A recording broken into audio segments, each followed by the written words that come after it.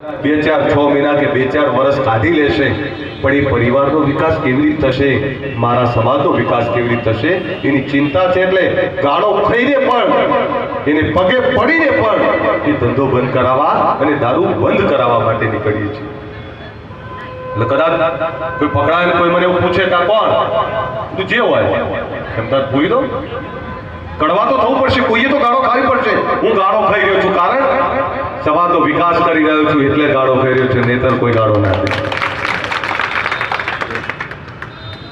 આ medical store અને બાપા સદારામનો ફોટો આ ઘણું બધું કહી જાય છે. જેની સમજવાની તાકાત હોય તો સમજી લે.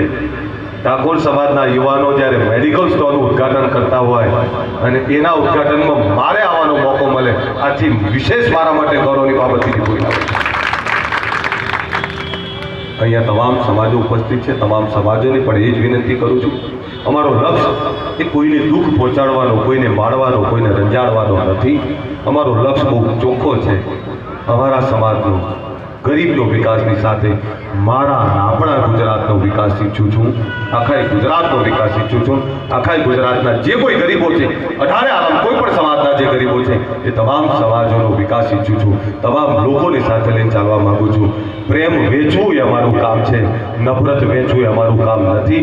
જોડવું એ અમારું કામ છે, તોડવું એ અમારું કામ નથી. પછી સમાજને જોડવાનું હોય, ગામને જોડવાનું હોય કે ગુજરાતને જોડવાનું હોય કે દેશને જોડવાનું હોય, આખા ગુજરાતમાં પ્રેમ વેચવું એ અમારું કામ છે. અને એની અંદર આ બધાના આશીર્વાદ મળે, સદારામ બાપાના આશીર્વાદ મળે, મા ખોડિયારના ઉમિયાના આશીર્વાદ મળે, એ જ વિનંતી સાથે હું છું વસ્તુ. જય જય ગરવી ગુજરાત.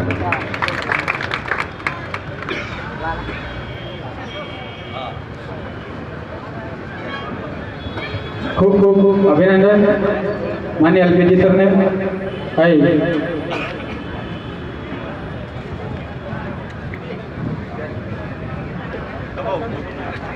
सदाराम मेडिकल में આપણે જે આવેલા તમામ મહેમાનો હોય, સદારામ મેડિકલ વિક્રમભાઈ, અશોકભાઈ, મુકેશભાઈ તમામનો હાર્દિક સ્વાગત અને ખૂબ ખૂબ આભાર માને છે. જય માતાજી. અસ્તુ.